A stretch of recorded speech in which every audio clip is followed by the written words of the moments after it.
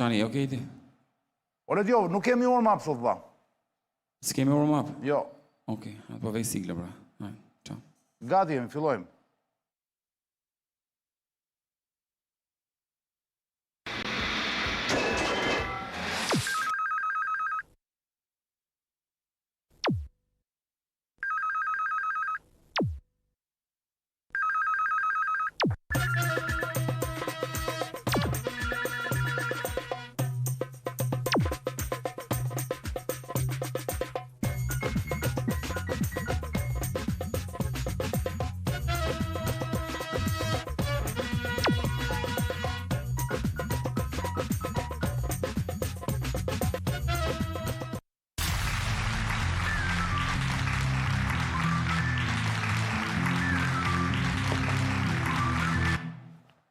Përshëndetje të gjithëve, mirëmbrëma, ora është 22:01, jemi live, sonte është e mërkur dhe data është 15 prill 2026. Bëtë shumë mirë që erdhët, sonte jam me ambasadorin, si zakonisht, si çdo të mërkur, për folur për luftën në lindjen e mesme, ambasador mirëmbrëma, Roland Bimo, zonja zotrinj. Roland Bimo, ambasador me një karrierë rreth 40 vjeçare, ndoshta edhe më shumë. Ka filluar karrierën e tij në Kinë me studime, ka vazhduar aty pastaj në ambasadën tonë gjithmonë para viteve 90 në Kinë, pastaj ambasador në Amerikë dhe në disa vende të Europës. Është kënaqësi për mua që çdo të mërkur të ndaj aktualitetin me ju nëpërmjet ambasadorit Roland Bimo. Ambasador, kemi hyrë në një fazë të re të luftës në lindjen e mesme. Tani janë Amerikanët që po bllokojnë ngushticën e Hormuzit. Ky emision është emisioni numër 1070, kjo është pjesa e parë e emisionit dhe Ledio, pa tradicion të plasi me njerë fabulën e ekran.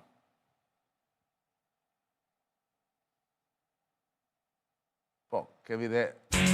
Po.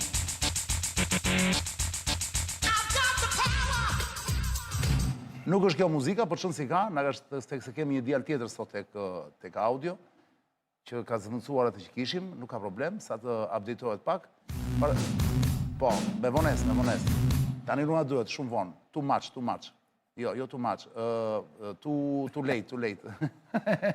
Ambasador, unë që mundem të flas anglisht. Too late, shumë vonë. Ambasador, sigurisht që më fola për luftën në lindjen e mesme, por ka dhe një luftë lokale e parë në Shqipëri, do doja të konsumonim bashkë, e di që nuk është fare në prezbozitën tuaj që të flasim për këtë gjë, po jam detyruar sepse është lajmi i fundit fare. GKK-ja, që do të thënë gjykata se asnjëherë nuk kam ditë ta deshifroj. Kjo është gjykata çfarë GKK Ledio? Se s'paku ne dim çfarë është. Po GKK është, domethënë, kundër krimit të organizuar. Po. Çudi që ka këtë GKK. Kjo është çudi e madhe, po e flasim një herë tjetër këtë. Ka thirrur Edi Ramën, kryeministrin e Shqipërisë, bashkë me Taulant Ballën, po për arsye vendi s'kemi futur dhe Ballën aty, që mos e mendonim shumë titullin. Kemi lënë vetëm Ramën dhe është, si thua, lajmi i fundit për shkakun se e para është lajm zyrtar, që e ka nxjerrë vetë GKK-ja, është i thirrur në fakt nga pala tjetër, bëhet fjalë për dosjen Partizani ku Berisha është në gjyq, ka thuar gjyqi Berishës ndërkohë, si po zvaritet me vonesa, me gjëra e kështu. Dhe ata kanë kërkuar që të jetë dhe Edi Rama dëshmitar në këtë gjyq, i cili për kohën për cilin akuzohet Berisha, para se të ndodhte ajo që po akuzojnë Berishën, në fakt Rama ka qenë njeriu kryetari i Bashkisë së Tiranës që ka firmosur kalimin e të drejtave të pronësisë, nuk e se shmarrësh një gjë teknike e ndërlikuar që nuk ja vlen fare të futemi asaj. Por Rama duhet të jetë në datën 30 prill, që domethënë tani pas 2 javësh, duhet të jetë në GKK si dëshmitar, së bashku me Taulant Ballën, me Albert Xhanin, një ish biznesmen, ose biznesmen, nuk e di se ku është tani, se ku bëhet, dhe me një tjetër i quhet Isa Tare. Nuk e di kush do jetë tjetër. Ambasador, pa të lodhur shumë, ç'do me thënë ky lajm për Shqipërinë që për herë të parë, po themi, një kryeministër, ai tepër një kryeministër si ky që është i plotfuqishëm, duhet thënë, thirret në GKK. Ka ndonjë gjë që duhet thënë apo jeta vazhdon si normalisht dhe është thjesht një lajm si gjithë tjerët? Jeta duhet vazhdoj si normalisht, po ajo që të rejtë vëmendjen është fakti që bën lajm, po pra, do të thotë që trajtimi i udhëheqësve shqiptar si qytetar të zakonshëm të këtij vendi është një gjë pazakonshme në këtë vend, kështu që në këtë këndvështrim normaliteti quhet sikur ka ndodhur në një gjë e jashtëzakonshme. Në fakt do duhet ishte normalitet. Dhe është thjesht ushtrimi nga ana e gjykatës si të drejtave të saj ligjore, brenda kuadrit ligjor të Republikës së Shqipërisë dhe kush ka dijeni për çështjen, nga mënyra se si është dhënë lajmi duket që është thirrur si dëshmitar meqense ka dijeni për çështjen. Po pra se ka firmosur në atë kohë për atë kompleksin atje që të kalojnë porosi të këtyre që e bën. Dhe do ishte në rast se çështja që shkohet deri në fund, kam përshtypjen që pak njerëz në Shqipëri kanë besim dhe shpresë se çështja do të shkohet deri në fund në mënyrë të transparente dhe të paanshme, qoftë në rastin e zotit Berisha, qoftë në rastin e dëshmive të zotit Rama. Kam përshtypjen që drejtësia në Shqipëri është e paragjykuar jo pak pavarësisht të sukseseve që ka arritur në thonjza SPAK në luftën kundër korrupsionit. Sepse ka një gjë, si qytetar, më duket që me gjithë sukseset e jashtëzakonshme që ka arritur SPAK-u në luftën kundër korrupsionit, korrupsioni vetëm sa arshtuar, nuk është paksuar. Ai prezantim është, po. Domethënë atëherë çka kuptimi ka lufta që po i bën SPAK-u korrupsionit kur korrupsioni shtohet. Nuk e di, është si lodër fjalësh kjo që po them. Ka një kontradikt në fakt, po e vërtet është.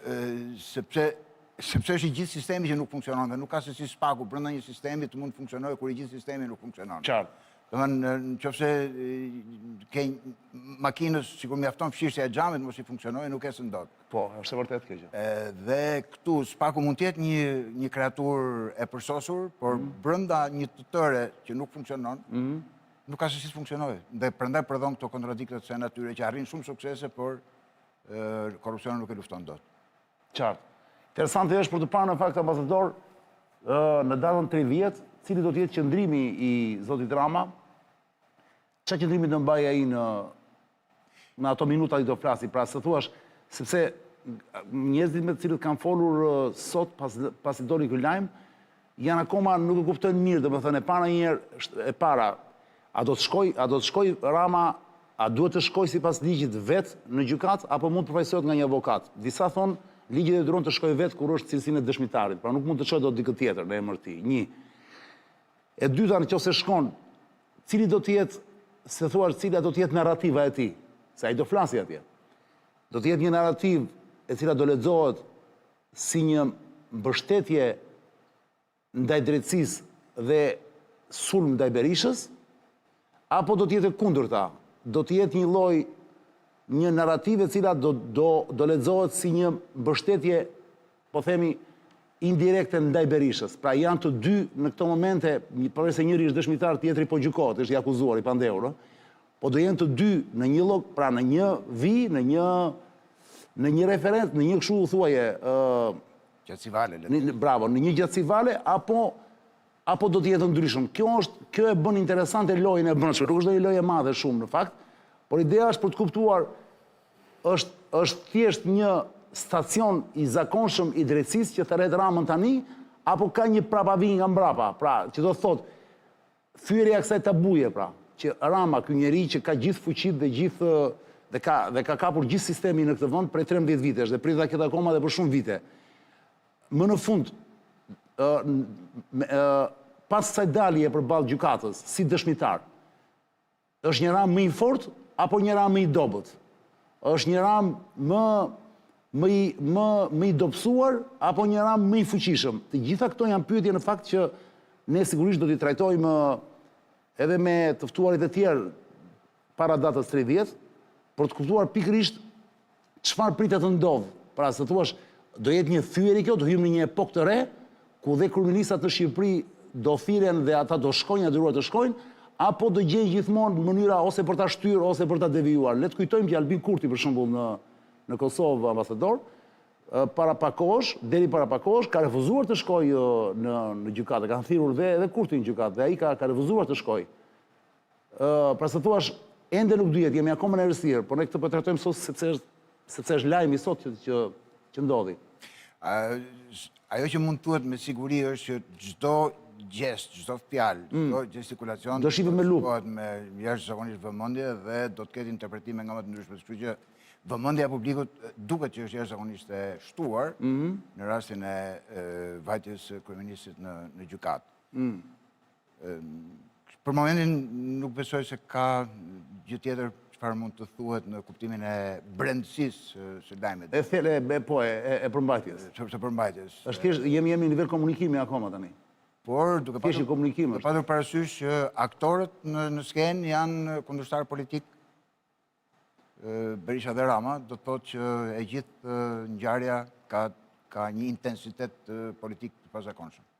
Po dhe prandaj është interesante shumë të kuptojmë, janë vërtet kundërshtar politik, të paktën në retorik. Problemi është me ngjarjet e fundit që kanë ndodhur në raport Spaku me pushtetin. Njerëzit që Spaku i ka marrë kryetarin e bashkisë, ish zëvendës kryeministren, edhe funksionarët të tjerë të lartë që i ka marrë Ramës, që ja ka hequr nga duart. Rama i cili nuk ka shprehur pakrajësinë e tij, ka bërë goditje, pra të thuash, nuk kemi më në të njëjtën, pra nuk është më njëjti Ramës, si thuash, ka ndryshuar. Kësa radhe do të jetë më shumë afër Berishës Rama, edhe pse janë kundërshtar politik, apo do të jetë më shumë afër drejtësisë. Kjo është pikpyetja. Në një këndvështrim do thosha që ai Çfarë intereson më shumë ambasador sipas teje? Po ti ishe ti për shembull në vend ti, çfarë do bëje? E di që është pyetje pak e guximshme kjo, po. Jo, më duket që ai apo ajo institucioni apo personi që ka më shumë për të humbur në këtë rast është Spaku dhe GKK-ja, për shkak se ato kanë një reputacion shumë më të lartë se sa politikanët në Shqipëri. Politikanët në përgjithësi nuk është se kanë mbledhje. Po pse e thua që kanë më shumë për të humbur? Sepse në qoftë se do të humbasin pik në opinionin publik, pra marrja në pyetje apo si dëshmitar rezulton në fars, atëherë do të humbasin pik në reputacionin që ato kanë në opinionin publik. Se për ishtë vërtetës, nëse unë them vërtet që Spak nuk është se ka arritur një rezultat në luftën kundër korrupsionit, ama në kundërshtim me këtë vëzhgim timin është gjithë opinioni shqiptar që ka një vlerësim goxha të lartë për Spakun si institucion që lufton me sukses krimin. Në këtë rast është gjykata tani, se ç'është e kaluar në gjykatë. Po si organet të drejtësisë. Po e njëjta industri është, po. Kështu që është vështirë të thuash se çfarë do të ndodhi, se çfarë mund të pritet.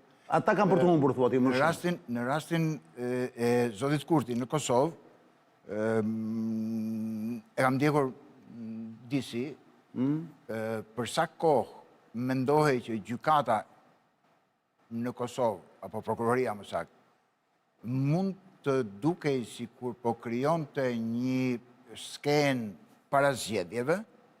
Zoti Kurti ishte në gjithë drejtën e Zotit që të mandë të qëndrim që mbajti. Mbas zgjedhjeve, kur u kërkua përsëri, kam përshtypjen që ka humbur pikë në sytë e opinionit. Duhet shkonte thotë. Absolutisht, sepse alibia e përdorimit të gjykatës për qëllime politike kishte rënë tashmë, se zgjedhjet kishin mbaruar. Dhe ai kishte fituar. Në këto kushte duket sikur njerëzit nuk është se vënë re në një gjë të madhe, pra edhe kjo ngjarje mbase do kaloj si shumë të tjera, pa ama diku në atë ndërgjegjen e njerëzve në konsciencë, zë një stres, si do jetë mënyra se si sillen politikanët në raport me drejtësinë. Dhe ne atë që nuk dim në fakt, dhe i do marrim vesh këto ditë, se ka ndonjë urgjencë, është që kur pala e akuzuar kërkon një dëshmitar, ambasador, nuk je normalisht ti personi që duhet të pyetur për këtë gjë, po kot për bisedë po e bëjmë këtë. Gjykata është detyruar ta thrasë? Absolutisht po, dhe logjikat ato, nuk e di që shtatë se si e ka legjislacioni shqiptar, po në rastin e të thirrurit si dëshmitar, kam përshtypjen që nuk do të funksionojë paraqitja me avokat, sepse vetë natyra e dëshmisë personale, domethënë. Mbase mund të ketë mundësi edhe të përfaqësohesh me avokat, mbase e ka legjislacioni, po logjikat ato. Juristët thonë jo. Juristët thonë? Thonë jo, që nuk kanë, që nuk ka drejtë për që fajsat në avokat, duhet të shkoj vetë. Nuk do kishte logjik. Po ndërkohë më vjen mesazhi nga njerëz të rrizuar që më thonë, gjykata dhe mund të refuzonte kërkesën. Pra, gjykata nuk është e detyruar ta pranojë kërkesën e palës së akuzuar, por gjykata e ka pranuar kërkesën e Berishës për të marrë Ramën dëshmitar. Jemi në planin e arsyetimet logjik, jo juridik. Kjo është juridike? Ajo është juridike, po unë jam në planin, besoj edhe juve, në planin e arsyetimit. Po, ne jemi, sigurisht. Në arsyetimin logjik, në qoftë se gjykata do refuzonte të pandehurit listën e dëshmitarëve, do të thoshte që do të tregonte një lloj një anësie, do të tregonte një lloj paragjykimi ndaj dëshmitarit. Nuk kanë vendime që mund të merren kaq lehtë. Vërtet që juridikisht mund të ta ketë pasur atë të drejtë, po ushtrimi i të drejtës është gjithmonë le të kuptosh që po i jep vetë atribute që të takojnë apo jo. Ambasador, ju jeni diplomatë dhe sigurisht që detyra ju ka dashur që të përfshiheni në shumë biseda edhe që s'ka lidhje direkte me diplomacinë, po për shembull, sipas jush, ç'është GKK-ja dhe SPAK-u në Shqipëri? A është një zgjatimi i politikës me mjete represive? Pra si thua zgjatimi i politikës së jashtme amerikane me mjete represive, në momentin që atyre do ju duhet? Pra e besoni kësaj fabulës kaq të debatuar dhe kaq të përfolur tashmë që në fakt mbrapa kësaj strukture speciale në Shqipëri janë amerikanët, ata investuan dhe ata janë akoma, fakti që ata vinë, fakti që ambasadorja shkon atje, se herë që vinë zyrtarët e lartë të Departamentit të Shtetit shkojnë takojnë kryetarin e SPAK-ut, vetë ky thuaje kryetari i SPAK-ut Brau ishte para pak ditësh në Amerikë në një takim tjetër së bashku me 2 prokuror special të tjerë. Pra se thuash, sipas jush që shikoni ngjarjet më ftohtë tashmë, më i larguar, se thuash, a duhet të marrim të mirëqenë që kjo është një strukturë jo në kuptimin autonome po jo e pavarur, pra që ka një shef, ka një regji? Mund të thuhet pa hezitim që përdorimi i drejtësisë për të bërë një reformë politike nuk është gjë e re. Ka ndodhur në Itali me operacionin me duart prasa, manipulite, por në rastin e Di Pietros, ai papritmas nga një agent i ndryshimeve politike përmes drejtësisë u kthye edhe vetë një pjesëmarrës në jetën. Dhe pastaj dështoi në fund. Pastaj dështoi. Pra, ama qëllimit ja arriti dhe duan edhe thonë, nuk është se kam parë në një dokument apo që ta mbështes të lloj pohimbe, po duan edhe thonë që dhe në atë rast kanë qenë amerikanët ata që kanë ndikuar në reformimin e sistemit politik. Është Italia një rast për të marrë si referencë për të kuptuar se çdo Shqipëri? Referencë po. Natyrisht mund të krahasosh dy pika, po si referencë po. Domethënë, nëse aty është përdorur sistemi i drejtësisë për të përshpejtuar një reformë politike, edhe në Shqipëri është përdorur një njëjti kanal. Mos është në ato vende lindjes së fundmi? Nuk që mund t'i marrin si referencë? Rumania, Kroacia, që janë më mbrapa Italisë, që janë më afër tani. Okej, po jo në këto përmasa si në Shqipëri, se dhe në Maqedoninë e Veriut ka pasur raste të tilla. Po atje dështoi, ata hoqën dorë vetë. E kuptuan që ishte dështim. Domethënë, rastet nuk është se kanë munguar, po t'i marrim për referencë apo një ngjashmëri, jo duke i krahasuar ballë për ballë. Por ajo që kam përshtypjen nuk mbahet parasysh dhe aq sa duhet në bisedë si kjo jona, është fakti që në Shtetet Bashkuara të Amerikës nëntor të vitit 2024 dhe 20 janar të vitit 2025 me hyrjen në Shtëpinë e Bardhë të këtij banorit fundit që është i Shtëpisë së Bardhë, presidenti i Shtetit Bashkuar të Amerikës, ka ndodhur një ndryshim epokal, domethënë në historinë e Shtetit Bashkuar të Amerikës. Dhe është edhe me zë dhe me figurë edhe zoti Rubio, sekretar shtetin, fjalimin që ka mbajtur në Senat, për në seancën e konfirmimit, sikurse edhe figurat tjera të ekipit qeveritar, që kanë thënë shprehimisht, koha kur Shtetet Bashkuara të Amerikës ndërhynin në punët e brendshme të shtetet e tjera ka marrë fund. I kam udhëzuar diplomatët, thot Marco Rubio me gojën e tij, zoti sekretari i shtetit me gojën e tij, që të mos bëjnë siç kanë bërë paraardhësit e tyre. Në këtë këndvështrim, duket që ka një dakordsi se si erdhi ngrehina SPAK deri në 20 janar të 2025-s. Nga një administrativë. Po ka pak dakordsi për ta parë ndryshimin e madh që ndodhi në Shtetet Bashkuara të Amerikës në raport me marrëdhëniet e tyre me shtetet e tjera. Pra, ne nuk amerikanët e sotëm, në kuptimin e administratës, janë shprehur se ne nuk kemi më kombi domosdoshëm indispensable, nëse na kujtohet shprehja e Albrightit që tha Amerika është kombi i domosdoshëm, do të marrë pjesë kudo për të dhënë dhe gjithë problemet. Ata thonë jo, ne jemi një shtet i madh si gjithë të tjerë, jemi fuqi e madhe, do shikojmë problemet tona. Natyrisht do ta ngatrojmë botën sa të kemi mundësi më shumë edhe sa të jetë mundur më shumë në interes ton, me Groenland, me Kanada, me tjera, me Venezuelë, pra. Po pse do të kenë hequr? Pse ta heqin instrumentet e drejtësisë atëherë? Se nuk i intereson më çfarë ndodh politikisht në Shqipëri. Në Shqipëri, po ndoshta jo në vendet tjera. Edhe në vendet tjera. Po ja, për shembull, pse ishte në Hungari, doli hapur ai Vansi? JD Vansi. Shkoj hapur në Hungari që e mbështeti Orbani. Pra se thuash, atyre ju thonë varzëve të vegjël poshtë, ju mos dorini sepse vetëm ne mund ta bëjmë. Mund ta lexojmë kështu. Pa dyshim që presmarrja e JD Vance e hedh poshtë gjithë çka ka thënë Marco Rubio dhe këtu vim te konkluzioni që nuk ka një model se si sjellje. Po sjellja e përgjithshme është që nuk duan ngatrohen më në punë të tjera të botës, do hiqemi, do të shikojmë vetëm punët tona. Në rastin e Hungarisë ka një lojë shumë të madhe Shtetet e Bashkuara të Amerikës dhe Bashkimi Evropian dhe NATO.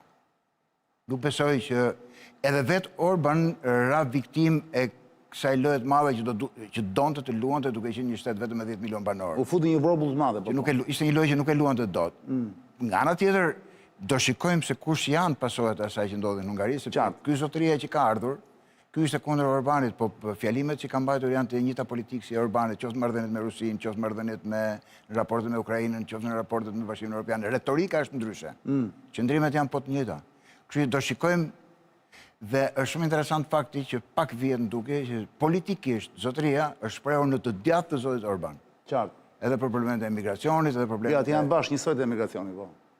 Okej. Jo, jam dakord me ty, po. Spektër politik, kur shkëput nga partia, ishte në të djathtë të zotit Orban. Kështu që JD Vance, presidenti i Shtetit të Bashkuara të Amerikës, Orban, është një lojë me përmasa shumë të mëdha europiane që u angazhuan aq shumë. Kam përshtypjen edhe në një përpjekje e cila për mendimin tim ishte kundër rezultative. Do më thënë, në vend që t'i bënte mirë Viktor Orbanit i bëri keq. Sepse ka një kondicion psikologjik në Europë. Nëse na kujtohet Merkel, në momentin që fitoi mandatin e 4, tha unë nuk do jem më. Po e tha, lemroj, po e vërtet është. Sepse ka një kondicion psikologjik që nuk të do më njeri, domethënë edhe me 3 dhe nuk të duan, jo me 4. Vetëm këtu në Shqipëri nuk ndodh kjo. Ai thotë do jemi deri 5-6 se na do populli. Me këto pozitë që sa vjen dhe coptohet në Shqipëri, patjetër që mund të rishë edhe 6 edhe 7. Dhe para se të kalojmë tek gjërat e vërteta, ambasador, që bëjnë sens, pra te lufta, sigurisht. Edhe një kuriozitet të fundit në vetëm 1 minutë. Çmendim se thua ç'a mendimi ke në momentin që morë vesh këtë ambasadorin e ri që po vjen që do vinë, nëse kalon në Senat, ky amerikani generali që është general, pra një ushtarak me një karrierë shumë të madhe, që quhet Eric Wendt. Për herë të parë në Shqipëri thonë që ka pas një njeri i cili nuk vjen nga Departamenti i Shtetit, pra nuk është thuash administrat, pra nuk është pjesa e administratës publike e Departamentit të Shtetit, po është se thuash i emëruar, është politik, është ambasador politik. Më duket se edhe Jim Jeffrey që ka qenë në fillim të viteve 2000 në Shqipëri, vinte nga radhët e ushtrisë, pavarësisht që e vazhdoi pastaj karrierën diplomatike. Po, e vazhdoi, po. Në Irak, po edhe pastaj u kthye përsëri në ushtri. A ka një sinjal këtu apo është kop? Dikush thotë që dje me çunat që isha në studio me gazetarët që isha në studio, Sebastiani i tha që e ka sjell Trumpi, tha, sepse ai është shumë afër Trumpit dhe e ka sjell për të kaluar një pension të qetë.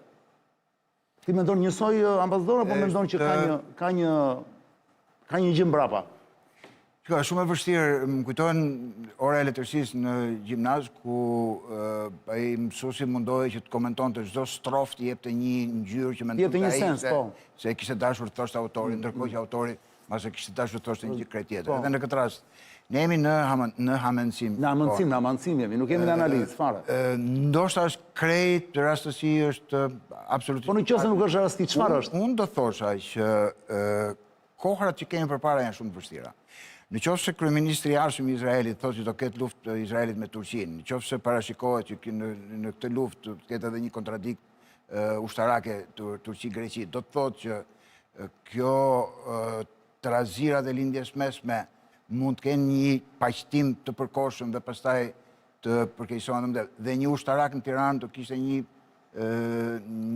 dimension tjetër për sa i përket marrëdhënieve ushtarake midis dy vendeve. E para që më shkoi në mendje kur dëgjova që ishte ushtarak, më shkoi në mendje ke samiti i NATO-s i vitit të ardhshëm. Një ushtarak do të ishte një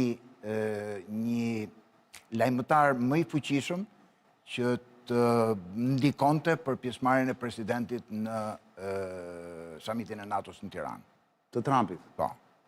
Mund të vi Trumpi 2027 në Tiranë? Mund të vi.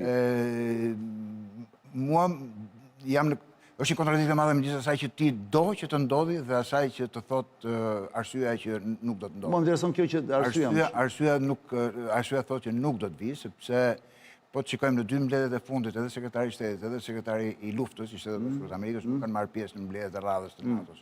Është një paralajmërim që sa vjen edhe Shtetet Bashkuara të Amerikës e largojnë ardhja e një ushtaraku ambasador të lartë, e një ushtaraku të lartë ambasador në Shqipëri, ambasador.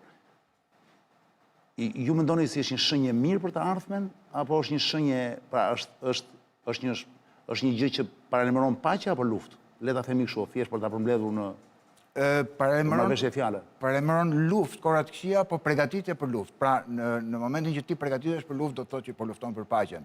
Sepse sa më shumë të përgatitesh për luftën, aq më shumë ke kontribuar për paqen. Në momentin që mendon vetëm për paqen, edhe e lë luftën që të ketë. Pra paqen nëpërmjet luftës. Paqen nëpërmjet përgatitjeve për për luftë.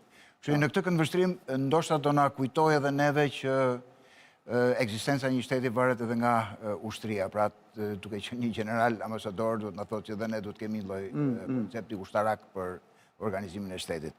Për mua, për mendimin tim, problemi më i madh që do kenë këta që merren me politikën në Shqipëri me këtë lloj ambasadori është sa do jetë ai aktiv, dinamik në promovimin në Shqipëri të strategjisë më të fundit të Shtetet Bashkuara të Amerikës për sigurinë kombëtare.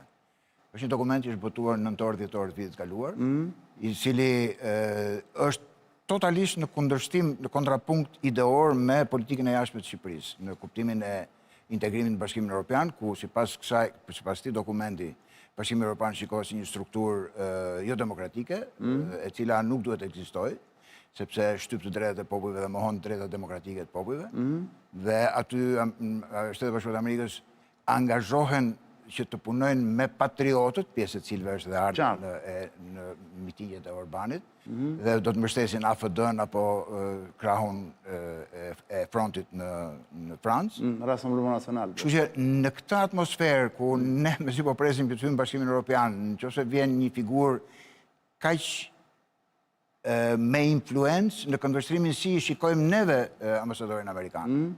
Se për ishtë vërtetës ne shikojmë që një lloj guvernatori, që një lloj, domethënë dhe një në skajin më të humbur të Shqipërisë, nëse ka një padrejtësi, dërgon letër si kryeminist e ambasadës amerikane. Pra, dhe për ta mbyllur se më duhet se u zgjata shumë, unë kemi gjithkohë dispozicion. Shpresoj shumë që ky ambasador jo në formën e generalit, por në formën e një ambasadori amerikan me një këndvështrim të ri, të mund të filloj një proces që të paksoj varësinë e shqiptarëve nga Bashkia Ndërkombëtare. Domethënë nga 91-92 që mbrapa, në mënyrë të veçantë me aktivitetin e OSBE-s, diskutet Këshillit të Evropës, po edhe të Bashkimit Evropian, po të qëndrimet që kanë mbajtur ambasadat amerikane, Bashkimi Evropian e me radhë, ne kemi kultivuar tek vete një ndjesi varësie, një lloj addiction nga çfarë thon të huajt për ne, çfarë mendimi do kenë amerikanët për këtë që po bëjmë ne, çfarë mendimi do kenë europianët për këtë që po bëjmë ne. Dhe na pengon për të bërë një politikë të brendshme dhe të jashtme në bazë të interesave të popullit shqiptar. Ne më shumë, qofsh e gabuar, po kështu e shikoj unë. Ne më shumë shikojmë si të bëjmë qefin Brukselit, se sa si të bëjmë qefin popullit shqiptar. Si më shumë si të spontojmë ato pikat që na thot Brukseli, se sa nëse këto gjëra shkojnë apo jo me realitetin tonë. Dhe përkthimi mekanik i legjislacionit të vendeve të tjera për të qenë në rregull me aki komunatar Bashkimit Evropian, nuk shkon, domethënë është një popull ndryshe, është një popull që ka një mentalitet tjetër dhe formulimi i legjislacionit në përputhje me akit e Bashkimit Evropian do duhet të plotësonte disa kritere psikologjike, sociale të një populli të caktuar që është rritur, që ka një histori të caktuar. Dhe jo më kot popujt e Europës kanë historira të ndryshme, se kanë kaluar në për procese të ndryshme, qoftë pavarësisht tyre, qoftë aleancave, të luftrave, e tjera me radhë. E gjithë kjo, në qoftë se ti merr, po themi Finlandën, se si ka zgjidhur Finlanda problemet e urbanistikës, përfundon me këtë urbanistikë që kemi neve këtu sot që nuk ka të bëjë fare me Finlandën. Qartë. Ambasador, për ta Qani. mbyll, po Ledio. Mos e ka gatruar gjë Trump Shqipërinë me Armeninë? Për Në ambasadorin, këtë rast për ambasadorin, se po çoni ushtarak, a edhe ai ka gatruar atje. Albania, Azerbajxhan. nga që u gatrua njëri Trumpi që tha për Shqipërinë nga do me Armeninë, Da? luftën Armeni-Azerbajxhan. Mos mendon që jemi në luftë. Jo, mos mendoj që këtë Gjermani po e çon në Armeni pra, thot Ledio. Ishte batut. Ambasador, për ta mbyllur të fabulën lokale, që është në ekran, Rama thirret në gjë gocë dëshmitar sepse është lajmi i fundit që ka ndodhur sot dhe prandaj po e trajtojmë. Në fakt u mendova të ishte 10 minuta, po më shijon ai shumë sa që po bëhet gjysmë ore, do bëjmë një ndërprerje tani para se kalojmë gjërat e vërteta. Ambasador, sot dëgjova këtë javë Emmanuel Macron